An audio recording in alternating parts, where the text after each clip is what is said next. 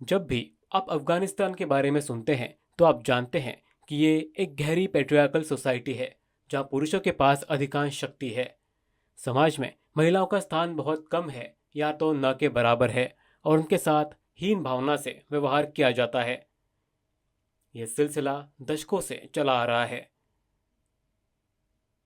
आश्चर्यजनक रूप से यदि कोई लड़की स्वतंत्रता, शिक्षा या खेल खेलने का अवसर चाहती है,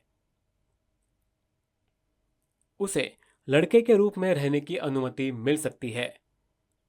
चौंकाने वाली बात, क्या इसका मतलब यह है कि वे ट्रांसजेंडर हैं? नहीं, उनकी कोई सर्जरी नहीं होती। वे लड़कों की तरह कपड़े पहनती हैं और उसी तरह के बाल कटवाती हैं। इस परंपरा को बाचापोश कहा जाता है। ये दारी भाषा का एक मुहावरा है। दारी फारसी की एक किस्म है जो मुख्य रूप से अफगानिस्तान में बोली जाती है। अफगानिस्तान में यह परंपरा पीढ़ियों से चली आ रही है। कुछ परिवार बेटों की प्रबल चाहत के कारण इस विकल्प को चुनते हैं। हालांकि तालिबान शासन के बाद 2021 में लड़कियों पर प्रतिबंध और भी सख्त हो गए।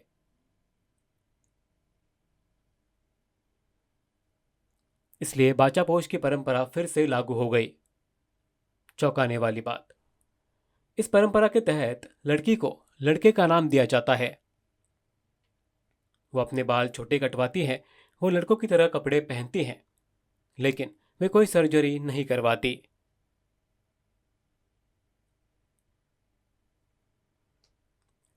क्या शिक्षा के लिए है? इसके कारण शिक्षा से कई अधिक व्यापक हैं, जैसे कि नौकरी, पैसा और अन्य। अफगानिस्तान के कई परिवारों में पुत्रों के हाथ में सत्ता होती है और अपने माता पिता की देखभाल करते हैं। बेटियों से अक्सर ये अपेक्षा की जाती है कि वे शादी करके घर छोड़ दें। इसी वजह से जिन परिवारों में बेटे नहीं होते हैं वे अपनी बेटियों को लड़के की तरह पालते हैं ताकि लड़का उनकी देखभाल कर सके। जिन परिवारों में बेटा होता है उन्हें अक्सर भाग्यशाली माना जाता है। बेटा न होने पर कुछ लड़कियों को लड़कों की तरह पाला जाता है, अन्यथा कई लड़कियां अपने घरों तक सीमित रह जाती हैं और उन्हें शिक्षा या बाहरी दुनिया तक बहुत कम या बिल्कुल भी पहुंच नहीं मिल सकती। बाचापोष होने के नाते एक लड़की उन स्वतंत्रता का आनंद ले सकती है जो आमतौर पर लड़कों के लिए आरक्षित होती है। वो बाहर जाकर खेल सकती हैं। अगर वे लड़कियां बनकर ही जीवन बिताती रहती तो अक्सर उन्हें अपने घर पर ही सीमित रहना पड़ता।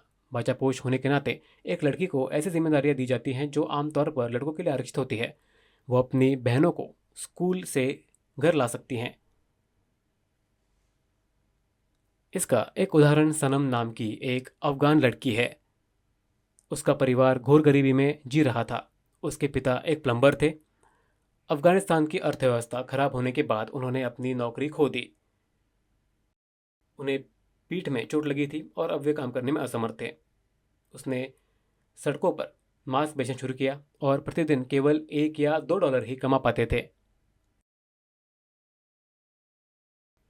परिवार में 4 बेटियां और एक बेटा था।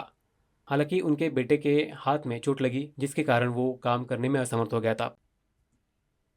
परिवार का भरण पोषण करने में सक्षम न होने के कारण सनम के माता पिता ने उनसे बाचापोश के रूप में पालने का फैसला किया।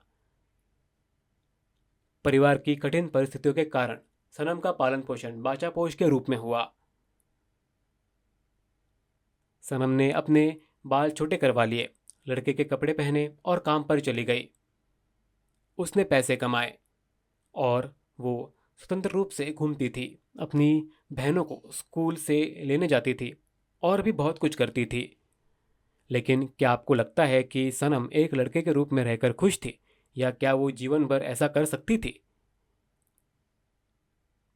नहीं, इसकी एक एक्सपायरी डेट भी है। एक बार जब किसी लड़की का मासिक धर्म चक्र शुरू हो जाता है और वो यौन अवस्था में पहुंच जाती है तो उससे एक लड़की के रूप में अपना जीवन फिर से शुरू करने की अपेक्षा की जाती है। चूंकि युवा लड़कियां और लड़के अक्सर दिखने में एक जैसे होते हैं, इसलिए बाचापोश के रूप में रहना आसान था। लेकिन जैसे जैसे वे बड़े हो जाते हैं उनसे लड़कियों के रूप में जीवन में लौटने की उम्मीद की जाती है। हालांकि बाचापोश का पालन करना इतना आसान नहीं है। जिन परिवारों में बेटे नहीं होते उन्हें सामाजिक दबाव का सामना करना पड़ता है, इसलिए वे अपनी बच्ची को बाचापोश की तरह पालते हैं, लेकिन उन्हें उत्पीड़न का भी सामना करना पड़ता है। कुछ परिवार तो इस प्रथा को नापसंद करने वाले लोगों के कारण कई बार घर भी बदल देते हैं। तालिबान के शासन को दमनकारी माना जाता है। कई अफगान परिवार अपनी बेटियों को परिवार का भरण पोषण करने के लिए बाचापोश के रूप में पालते हैं, लेकिन जैसे जैसे वे बड़ी होती हैं सब कुछ बदल जाता है। बाचापोश के रूप में रहने वाली कुछ लड़कियां अधिक स्वतंत्रता, आत्मविश्वास और सीखने के अवसरों का आनंद लेती हैं।